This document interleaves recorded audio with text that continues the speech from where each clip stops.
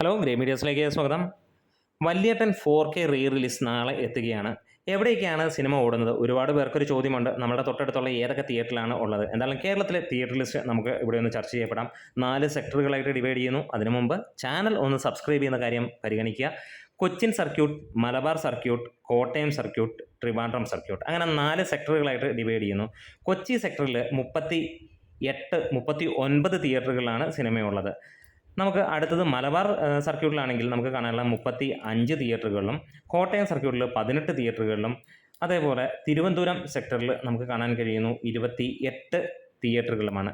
Ernakulam Kavitha, Vanitha, Lulu, Oberon mall, Forum mall, Cine Plus, മാതാമാധുര്യ, ഷഫ്ന, അങ്ങനെ അത് പെരുമ്പാവൂരാണ് കാണാനുള്ളത്. അങ്ങനെ ഒരു നീണ്ട നിരയിലേക്ക് തന്നെ വന്നു.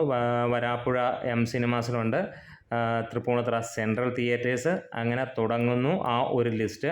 അങ്ങനെ നമുക്ക് നമ്മുടെ തൊട്ടടുത്ത് ഞാൻ എന്തായാലും ആ സ്ക്രീനും ഇവിടെ ഷെയർ ചെയ്യുന്നുണ്ട്. മലബാറിൽ കാസർഗോഡ്, കാഞ്ഞങ്ങാട്, അതേപോലെ തന്നെ അങ്ങനെ തുടങ്ങിയാണ്. കോഴിക്കോട് നമുക്ക് പല സ്ഥലങ്ങളിലായിട്ടുണ്ട്. തലശ്ശേരി മാജിക് ഫ്രെയിംസിലുണ്ട്, കോഴിക്കോട് അതേപോലെ തന്നെ ഗംഭീരമായിട്ടുള്ള ARC അങ്ങനെയുള്ള എല്ലായിടത്തും ഉണ്ട് എന്നുള്ളതാണ്. മെഡിക്കൽ ഇമാക്സ് അങ്ങനെയുള്ള സ്ഥലങ്ങളിലെല്ലാം തന്നെ ഉണ്ട്. കോട്ടയത്താണ് നമുക്ക് കാണാൻ കഴിയുന്നത്. 18ഓളം തിയേറ്ററുകളിൽ നിന്ന് മാത്രമാണ് ഉള്ളത് എന്നുള്ളത്. ഈ നമുക്ക് ഏറ്റുമാനൂർ, പാല, ചേർത്തല കോട്ടയം സർക്യൂട്ടിലാണ് വന്നിരിക്കുന്നത്. ആലപ്പുഴയും അതിനകത്ത് തന്നെയാണ് നമുക്ക് കാണാൻ കഴിഞ്ഞിരിക്കുന്നത്. ആലപ്പുഴയും പങ്കജിലാണ് അവിടെ പറഞ്ഞിരിക്കുന്നത്. അങ്ങനെ നല്ല ലെവലിലുള്ള തിയേറ്ററുകളിലൂടെ തന്നെയാണ് പോകുന്നത്. കട്ടപ്പനയൊക്കെ നമുക്ക് കോട്ടയം, ആലപ്പുഴയും കട്ടപ്പനയൊക്കെ കൂടെ വരുന്നതാണ്. ചങ്ങനാശ്ശേരി, അപ്സര, അങ്ങനെ തുടങ്ങുന്നു. എറണാകുളത്തെ ഏറ്റവും വലിയ തിയേറ്ററായ കവിതയിൽ ഈ സിനിമയുണ്ട്. അതേപോലെ തൃശ്ശൂരിൽ നോക്കിക്കഴിഞ്ഞാൽ നമുക്ക് ജോർജേട്ടൻ രാഗത്തിൽ ഉണ്ട് എന്നുള്ളതാണ്. ട്രിവാൻഡ്രത്താണെങ്കിൽ ഏകദേശം 7ഓളം തിയേറ്ററുകളാണ് തിരുവനന്തപുരം സെൻട്രൽ മാത്രമായിട്ടുള്ളത്. അതേപോലെ കഴക്കൂട്ടം, അതായത് മൊത്തത്തിൽ തിരുവനന്തപുരം ടൗണും അത് കഴിഞ്ഞിട്ടുള്ളിടത്തൊരു 15 സ്ഥലങ്ങളിലോളമാണ് തിരുവനന്തപുരത്ത് ഈ സിനിമ ഉള്ളത്. എന്തായാലും നാളെ മുതൽ ഈ സിനിമ എത്തുമ്പോൾ ഒരു കാര്യം ഉറപ്പിക്കുകയാണ്, വലിയ രീതിയിൽ പ്രതീക്ഷിച്ചതിനേക്കാൾ വലിയ രീതിയിലുള്ള തിയേറ്റർ ആണ് സിനിമയ്ക്ക് ലഭിച്ചിരിക്കുന്നത്. ഒപ്പം 20നും 25നും ഇടയിലുള്ള ഫാൻ ഷോസാണ്.